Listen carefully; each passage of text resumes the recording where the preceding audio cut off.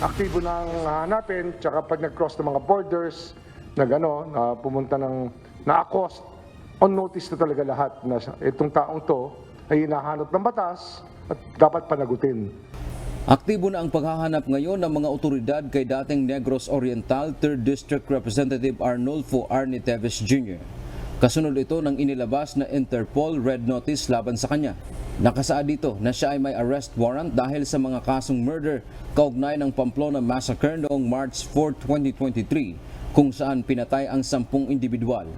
Designated na rin ito ng pamahalaan bilang isang terorista.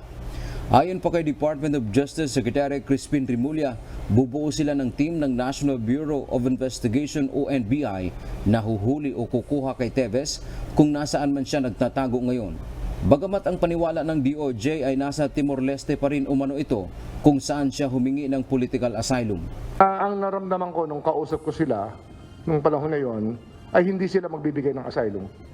Sapagkat nung pinaliwanag ko yung nangyari, ay yung opisyal na kausap ko, ay parang ganun nga ang naging inclination na wag magbibigay ng political asylum. Paliwanag pa ng kalihim, ang Red Notice ay katumbas ng International Warrant of Arrest. Lahat ng bansa na miyembro ng Interpol ay naalerto kapag napunta sa kanila si Teves at arestuhin ito dahil sa mga krimen na nagawa nito sa Pilipinas. Dagdag pa ni Rimulya, kabilang sa kanilang plano ay magpapadala ng mga tauhan ng NBI sa Timor-Leste para maaresto si Teves.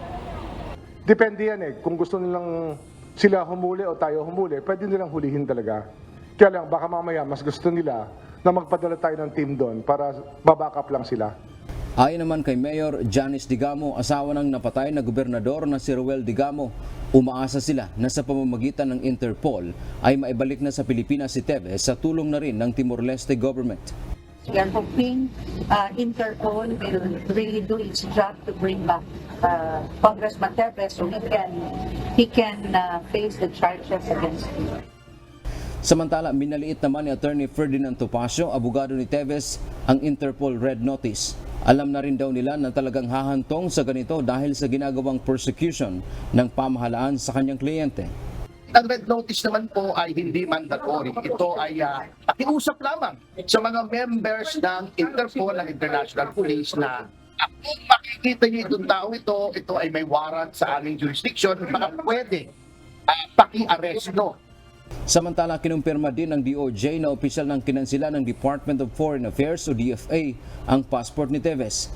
Ito ay matapos ipag-utos ng korte dahil sa mga kaso at terrorist designation na kinakaharap nito. Paniwala ng DOJ, lalo nang lumiit ang mundo ng dating mambabatas. Dante Amento, UNTV, News and Rescue. Diyos ang aming sandigan, serbisyo publiko, ang aming pinahahalagahan.